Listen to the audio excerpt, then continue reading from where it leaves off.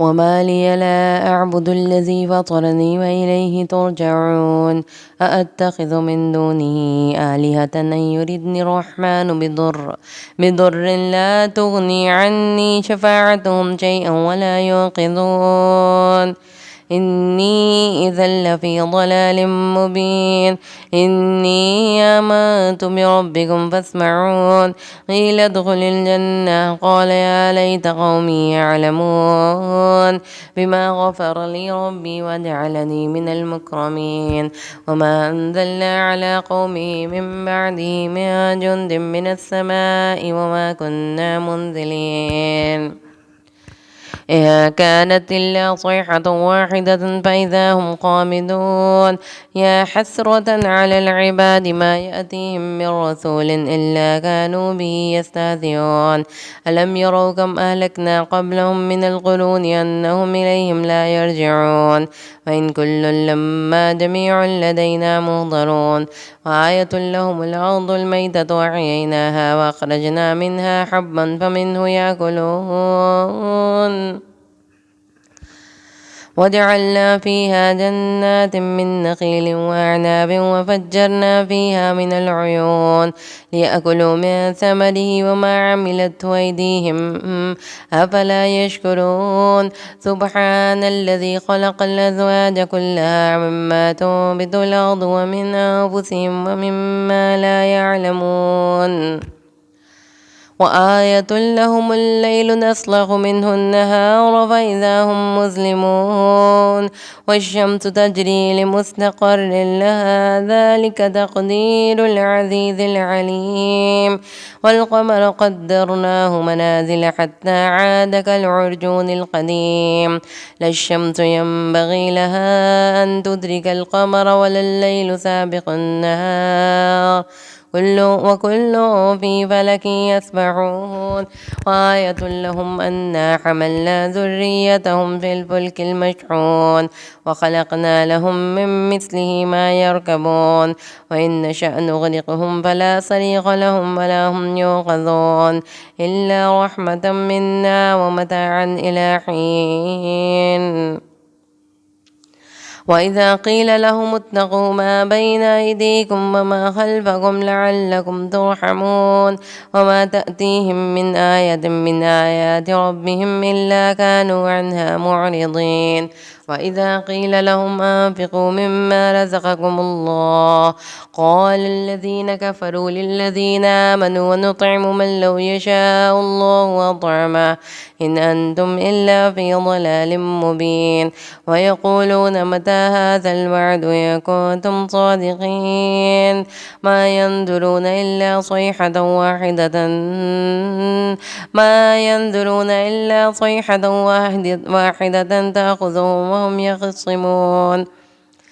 فلا يستطيعون توصية ولا إلى أهلهم يرجعون ونفخ في الصور فإذا هم من الأجداث إلى ربهم يصلون قالوا يا ويلنا من بعثنا من مرقدنا هذا ما وعد الرحمن وصدق المرسلون إن كانت إلا صيحة واحدة فإذا هم جميع لدينا محضرون فاليوم لا تظلم نفس شيئا ولا تجزون إلا ما كنتم تعملون إن أصحاب الجنة اليوم في شغل فاكهون هم وأزواجهم في ظلال على الأرائك متكئون لهم فيها فاكهة ولهم ما يدعون سلام قولا من رب رحيم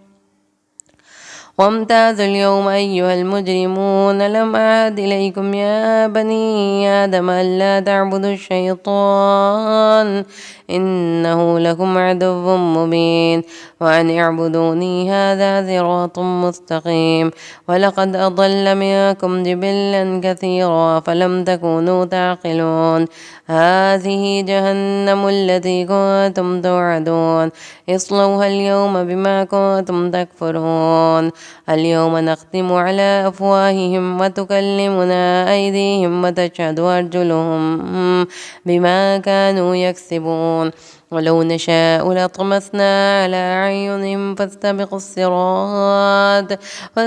الصراط فأنى يبصرون ولو نشاء لمسخناهم على مكانتهم فما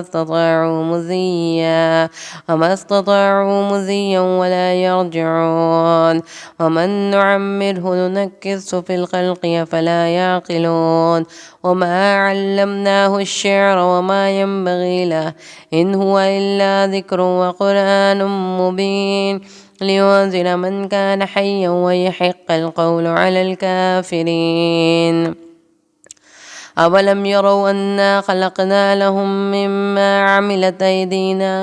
أنعاما فهم لها مالكون وذللناها لهم فمنها ركوبهم ومنها يأكلون ولهم فيها منافع ومشارب أفلا يشكرون واتخذوا من دون الله آلهة لعلهم يوصلون لا يستطيعون نصرهم وهم لهم جند محضرون ولا يحزنك قولهم إنا نعلم ما يسرون وما يعلنون أولم ير الإنسان أنا خلقناه من نطفة فإذا هو خصيم مبين وضرب لنا مثلا ونسي خلقه قال من يحيي العظام ويحيي رميم قل يحييها الذي ينشأها أول مرة وهو بكل خلق عليم الذي جعل لكم من الشجر الأخضر نارا فإذا أنتم منه توقدون أوليس الذي خلق السماوات والأرض بقادر على أن يخلق مثلهم بلى وهو الخلاق العليم إنما أمره إذا أراد شيئا أن يقول له كن فيكون فسبحان الذي بيده ملكوت كل شيء وإليه ترجعون بسم الله الرحمن الرحيم والصافات صفا فالزاجرات زجرا فالتاليات ذكرا إن إلهكم لواحد رب السماوات والأرض وما بينهما ورب المشارق إنا زينا السماء الدنيا بزينة الكواكب وحفظا من كل شيطان مارد لا يسمعون إلى الملأ الأعلى ويقذفون من كل جانب دحورا ولهم عذاب واصب إلا ما خطف الخطفة فأتبعه شهاب ثاقب واستفتهم أهم أشد خلقا أما خلقنا إنا خلقناهم من طين لاذب بل عجبت ويسخرون وإذا ذكروا لا يذكرون وإذا رأوا آية يستسخرون وقالوا إن هذا إلا سحر مبين أإذا متنا وكنا ترابا وعظاما أإنا لمبعوثون أوآباؤنا الأولون قل نعم وأنتم داخلون فإنما هي زجرة واحدة فإذا هم ينظرون وقالوا يا ويلنا هذا يوم الفصل الذي كنتم به تكذبون احشروا الذين ظلموا وأزواجهم وما كانوا يعبدون من دون الله فاهدوهم إلى صراط الجحيم وقفوهم إنهم مسؤولون ما لكم لا تناصرون بل هم اليوم مستسلمون وأقبل بعضهم على بعض يتساءلون قالوا إنكم كنتم تأتوننا عن اليمين قالوا بل لم تكونوا مؤمنين وما كان لنا عليكم من سلطان بل كنتم قوما طاغين فحق علينا قول ربنا إنا لذائقون فأغويناكم إنا كنا غاوين المجرمين فإنهم يومئذ في العذاب مشتركون إنا كذلك نفعل بالمجرمين إنهم كانوا إذا قيل لهم لا إله إلا الله يستكبرون ويقولون أئنا لتاركوا آلهتنا لشاعر مجنون بل جاء بالحق وصدق المرسلين إنكم لذائق العذاب الأليم وما تجزون إلا ما كنتم تعملون إلا عباد الله المخلصين أولئك لهم رزق معلوم فواكه وهم مكرمون في جنات النعيم على سرر متقابلين يطاف عليهم بكأس من معين بيضاء لذة للشاربين لا فيها غول ولا هم عنها ينزفون وعندهم قاصرات الطرف عين كأنهن بيض مكنون فأقبل بعضهم على بعض يتساءلون قال قائل منهم إني كان لي قرين يقول وإنك لمن المصدقين أإذا متنا وكنا ترابا وعظاما أإنا لمدينون قال هل أنتم مطلعون فاطلع فرآه في سواء الجحيم قال تالله إن كدت لتردين ولولا نعمة ربي لكنت من المحضرين أفما نحن بميتين إلا موتتنا الأولى وما نحن بمعذبين إن هذا لهو الفوز العظيم لمثل ذلك فليعمل الآملون لمثل هذا فليعمل العاملون أذلك خير نزلا أم شجرة الزقوم إنا جعلناها فتنة للظالمين إنها شجرة تخرج في أصل الجحيم طلعها كأنه رؤوس الشياطين فإنهم لاكلون منها فمالئون منها البطون ثم إن لهم عليها لشوبا من حميم ثم إن مرجعهم لإلى الجحيم إنهم ألفوا آباءهم ضالين وهم على آثارهم يهرعون ولقد ضل قبلهم أكثر الأولين ولقد أرسلنا فيهم منذرين فانظر كيف كان عاقبة المنذرين إلا عباد الله المخلصين ولقد نادانا نوح فلنعم المجيبون ونجيناه وأهله من الكرب العظيم وجعلنا ذريته هم الباقين وتركنا عليه في الآخرين سلام على نوح في العالمين إنا كذلك نجزي المحسنين إنه من عبادنا المؤمنين ثم أغرقنا الآخرين وإن من شيعته لإبراهيم إذ جاء ربه بقلب سليم إذ قال لأبيه وقومه ماذا تعبدون أئفكا آلهة دون الله تريدون وما ظنكم برب العالمين فنظر نظرة في النجوم فقال إني سقيم فتولوا عنه مدبرين فراغ إلى آلهتهم فقال لا تأكلون ما لكم لا تنطقون فراغ عليهم ضربا باليمين وأقبلوا إليه يزفون قال تعبدون ما تنحتون الله خلقكم وما تعملون قالوا ابنوا له بنيانا فألقوه في الجحيم فأرادوا به كيدا فجعلناهم الأسفلين وقال إني ذاهب إلى ربي سيهدين رب هب لي من الصالحين فبشرناه بغلام حليم فلما بلغ معه السعي قال يا بني إني أرى في المنام أني أذبحك فانظر ماذا ترى قال يا أبت افعل ما تؤمر ستجدني إن شاء الله من الصابرين فلما أسلما وتله للجبين وناديناه أن يا إبراهيم قد صدقت الرؤيا إنا كذلك نجزي المحسنين إن هذا لهو البلاء المبين وفديناه بذبح عظيم وتركنا عليه في الآخرين سلام على إبراهيم كذلك نجزي المحسنين إنه من عبادنا المؤمنين وبشرناه بإسحاق نبيا من الصالحين وباركنا عليه وعلى إسحاق ومن ذريتهما محسن وظالم لنفسه مبين ولقد مننا على موسى وهارون ونجيناهما وقومهما من الكرب العظيم ونصرناهم فكانوا هم الغالبين وآتيناهما الكتاب المستبين وهديناهما الصراط المستقيم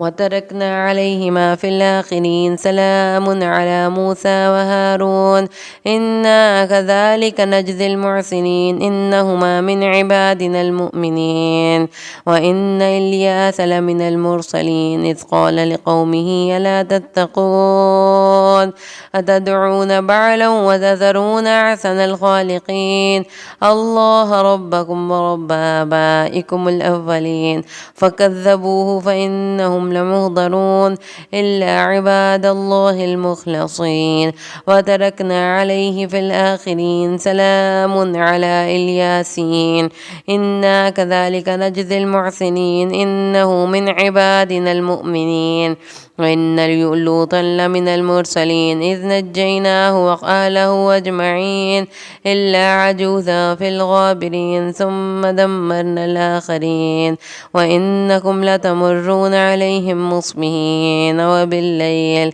أفلا تعقلون وإن يونس لمن المرسلين إذ أبق إلى الفلك المشحون فساهم فكان من المدحضين فالتقمه الحوت وهو مليم فلولا أنه كان من المسبحين للبث في بطنه إلى يوم يبعثون فنبذناه بالعراء وهو سقيم وأنبتنا عليه شجرة من يقطين وأرسلناه إلى 100,000 أو يزيدون فآمنوا فمتعناهم إلى حين فاستفتهم لربك البنات ولهم البنون أم خلقنا الملائكة إناثا وهم شاهدون ألا إنهم من إفكهم ليقولون ولد الله وإنهم لكاذبون أصطفى البنات على البنين ما لكم كيف تحكمون أفلا تذكرون أم لكم سلطان مبين فأتوا بكتابكم إن كنتم صادقين وجعلوا بينه وبين الجنة نصبا ولقد علمت الجنة إنهم لمهضرون سبحان الله عما يصفون إلا عباد الله المخلصين فإنكم وما تعبدون ما أنتم عليه بفاتنين إلا من هو صال الجحيم وما منا إلا له مقام معلوم وإنا لنحن الصافون وإنا لنحن المسبحون وإن كانوا ليقولون لو إن عندنا ذكرا من الأولين لكنا عباد الله المخلصين فكفروا به وسوف يعلمون ولقد سبقت كلمتنا لعبادنا المرسلين إنهم لهم المنصورون وإن جندنا لهم الغالبون وتولى عنهم حتى حين وأبصرهم فسوف يبصرون أفبعذابنا يستعجلون فإذا نزل بساحتهم فساء صباح المنذرين وتولى عنهم حتى حين وأبصر فسوف يبصرون سبحان ربك رب العزة عما يصفون وسلام على المرسلين والحمد لله رب العالمين. بسم الله الرحمن الرحيم صاد والقرآن ذي الذكر بل الذين كفروا في عزة وشقاق كم أهلكنا من قبلهم من قرن فنادوا ولا تهين مناس وعجبوا أن جاءهم منذر منهم وقال الكافرون هذا ساحر كذاب أجعل آلهة إله واحدا إن هذا لشيء عجاب وانطلق الملأ منهم أن امشوا واصبروا على آلهتكم إن هذا لشيء يراد ما سمعنا بهذا في الملة الآخرة إن هذا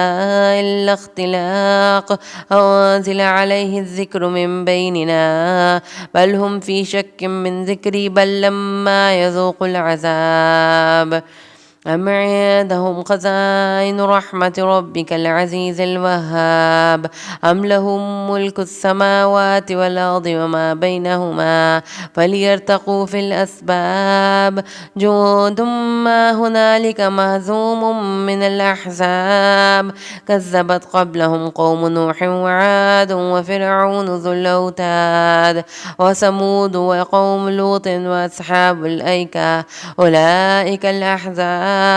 إن كل إلا كذب الرسل فحق عقاب وما ينظر هؤلاء إلا صيحة واحدة ما لها من فواق وقالوا ربنا عجل لنا قطنا قبل يوم الحساب اصبر على ما يقولون واذكر عبدنا داود ذا الأيد إنه أواب إنا سخرنا الجبال معه يسبحن بالعشي والإشراق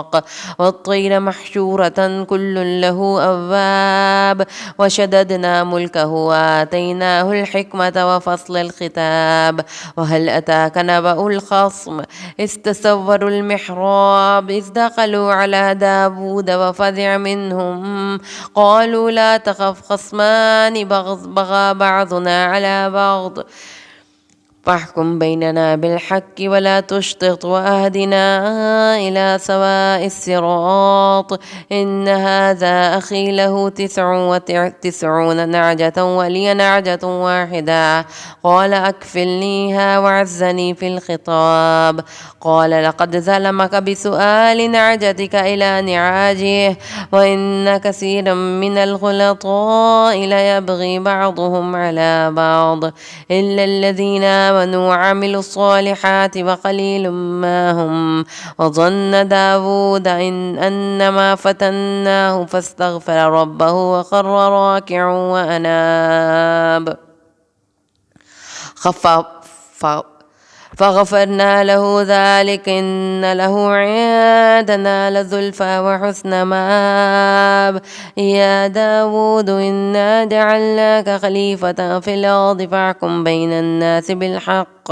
ولا تتبع الهوى فيضلك عن سبيل الله إن الذين يضلون عن سبيل الله لهم عذاب شديد بما نسوا يوم الحساب وما خلقنا السماء والأرض وما بينهما باطلا ذلك ظن الذين كفروا وفويل للذين كفروا من النار أم نجعل الذين آمنوا وعملوا الصالحات كالمفسدين في الأرض أم نجعل المتقين كالفجار كتاب أنزلناه إليك مبارك ليدبروا آياته وليتذكر أولو الألباب ووهبنا لداود سليمان نعم العبد إنه أواب وإذ أعرض عليه بالعشي الصافنات الجياد فقال إني أحببت حب الخير عن ذكر ربي حتى توارت بالحجاب ردوها علي فتفق مسحا بالسوق والأعناق ولقد فتنا سليمان وألقينا على كرسيه جسدا ثم أناب قال رب اغفر لي وهب لي ملكا لا ينبغي لأحد من بعدي إنك أنت الوهاب فسخرنا له الريح تجري بأمره رخاء حيث أثاب والشياطين كل بناء وغواص وآخرين مقرنين في الأصفاد هذا عطاؤنا فامنن أو أمسك بغير حساب وإن له عندنا لزلفى وحسن مآب واذكر عبدنا أيوب إذ نادى ربه أني مسني الشيطان بنصب وعذاب اركض برجلك هذا مغتسل بارد وشراب ووهبنا له أهله ومثلهم معهم رحمة منا وذكرى لأولي الألباب خذ بيدك ضغصا فاضرب به ولا تحنث إنا وجدناه صابرا نعم العبد إنه أواب واذكر عبادنا إبراهيم وإسحاق ويعقوب أولي الأيدي والأبصار إنا أخلصناهم بخالصة ذكر الدار وإنهم عندنا لمن المصطفين الأخيار واذكر إسماعيل واليسع وذا الكفل كل من الأخيار هذا ذكر وإن للمتقين لحسن مآب جنات عدن مفتحة لهم الأبواب متكين فيها يدعون فيها بفاكهة كثيرة وشراب وعندهم قاصرات الطرف أتراب هذا ما توعدون ليوم الحساب إن هذا لرزقنا ما له من نفاد هذا وإن للطاغين لشر مآب جهنم يصلونها فبئس المهاد هذا فليذوقوه حميم وغساق وآخر من شكله أزواج هذا فوج مقتحم معكم لا مرحبا بهم إنهم صالوا النار قالوا بل أنتم لا مرحبا بكم أنتم قدمتموه لنا فبئس القرار قالوا ربنا من قدم لنا هذا فزده عذابا ضعفا في النار وقالوا ما لنا لا نرى رجالا كنا نعدهم من الأشرار اتخذناهم سخريا أم زاغت عنهم الأبصار إن ذلك لحق تخاصم أهل النار قل إنما أنا منذر وما من إله إلا الله الواحد القهار رب السماوات والأرض وما بينهما العزيز الغفار قل هو نبأ عظيم أنتم عنه معرضون ما كان لي من علم بالملأ الأعلى إذ يختصمون إن يوحى إلي إلا أنما أنا نذير مبين إذ قال ربك للملائكة إني خالق بشرا من طين فإذا سويته ونفخت فيه من روحي فقعوا له ساجدين فسجد الملائكة كلهم أجمعون إلا إبليس استكبر وكان من الكافرين قال يا إبليس ما منعك أن تسجد لما خلقت بيدي أستكبرت أم كنت من العالين قال أنا خير منه خلقتني من نار وخلقته من طين قال فاخرج منها فإنك رجيم وإن عليك لعنتي إلى يوم الدين قال رب فأنظرني إلى يوم يبعثون قال فإنك من المنظرين إلى يوم الوقت المعلوم قال فبعزتك لأغوينهم أجمعين إلا عبادك منهم المخلصين قال فالحق والحق أقول لأملأن جهنم منك وممن تبعك منهم أجمعين قل ما أسألكم عليه من أجر وما أنا من المتكلفين إن هو إلا ذكر للعالمين ولتعلمن نبأه بعد حين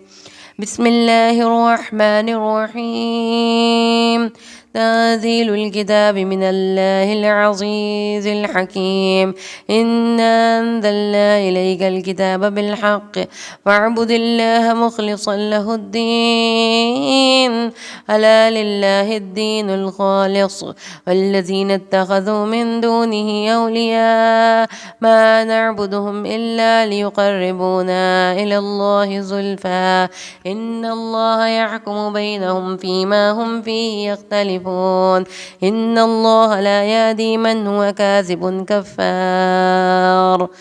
لو أراد الله أن يتخذ ولدا لاصطفى مما يخلق ما يشاء سبحانه هو الله الواحد القهار خلق السماوات والأرض بالحق يكبر الليل على النهار ويكبر النهار على الليل وسخر الشمس والقمر كل يجري لأجل مسمى ألا هو العزيز الغفار خلقكم من نفس واحدة ثم جعل منها زوجها وأنزل لكم من الأنعام 8 أزواج يخلقكم في بطون أمهاتكم خلقا من بعد خلق في ظلمات 3 ذلكم الله ربكم له الملك لا إله إلا هو فأنى تصرفون إن تكفروا فإن الله غني عنكم ولا يرضى لعباده الكفر إن تشكروا يرضه لكم ولا تزر وازرة وزر أخرى ثم إلى ربكم مرجعكم فينبئكم بما كنتم تعملون إنه عليم بذات الصدور. وإذا مس الإنسان ضر دعا ربه منيبا إليه ثم إذا خوله نعمة منه نسي ما كان يدعو إليه من قبل وجعل لله أندادا ليضل عن سبيله قل تمتع بكفرك قليلا إنك من أصحاب النار أمن هو قانت آناء الليل ساجدا وقائما يحذر الآخرة ويرجو رحمة ربه قل هل يستوي الذين يعلمون والذين لا يعلمون إنما يتذكر أولو الألباب قل يا عباد الذين آمنوا اتقوا ربكم للذين أحسنوا في هذه الدنيا حسنة وأرض الله واسعة إنما يوفى الصابرون أجرهم بغير حساب. قل إني أمرت أن أعبد الله مخلصا له الدين وأمرت لأن أكون أول المسلمين قل إني أخاف إن عصيت ربي عذاب يوم عظيم قل الله أعبد مخلصا له ديني واعبدوا ما شئتم من دونه قل إن الخاسرين الذين خسروا أنفسهم وأهليهم يوم القيامة ألا ذلك هو الخسران المبين لهم من فوقهم ظلل من النار ومن تحتهم ظلل ذلك يخوف الله به عباده يا عباد فاتقون والذين اجتنبوا الطاغوت أن يعبدوها وأنابوا إلى الله لهم البشرى فبشر عباد الذين يستمعون القول فيتبعون أحسنه أولئك الذين هداهم الله وأولئك هم أولو الألباب. أفمن حق عليه كلمة العذاب أفأنت تنقذ ما في النار لكن الذين اتقوا ربهم لهم غرف من فوقها غرف مبنية تجري من تحتها الأنهار وعد الله لا يخلف الله الميعاد ألم تر أن الله أنزل من السماء ماء فسلكه ينابيع في الأرض الأرض ثم يخرج به زرعا مختلفا ألوانه ثم يهيج فتراه مصفرا ثم يجعله حطاما إن في ذلك لذكرى لأولي الألباب أفمن شرح الله صدره للإسلام فهو على نور من ربه فويل للقاسية قلوبهم من ذكر الله أولئك في ضلال مبين الله نزل أحسن الحديث كتابا متشابها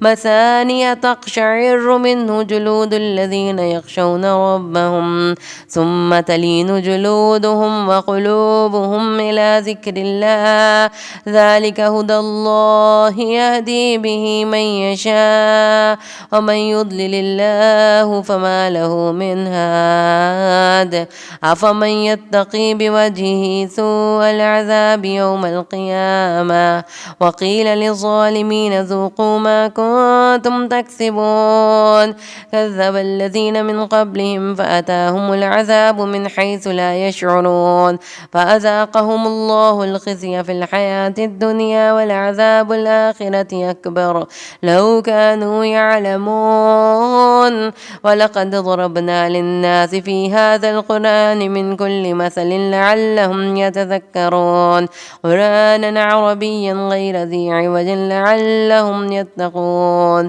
ضرب الله مثلا رجلا فيه شركاء متشاكسون ورجلا سلما لرجل هل يستويان مثلا الحمد لله بل أكثرهم لا يعلمون إنك ميت وإنهم ميتون ثم إنكم يوم القيامة عند ربكم تختصمون صدق الله العظيم.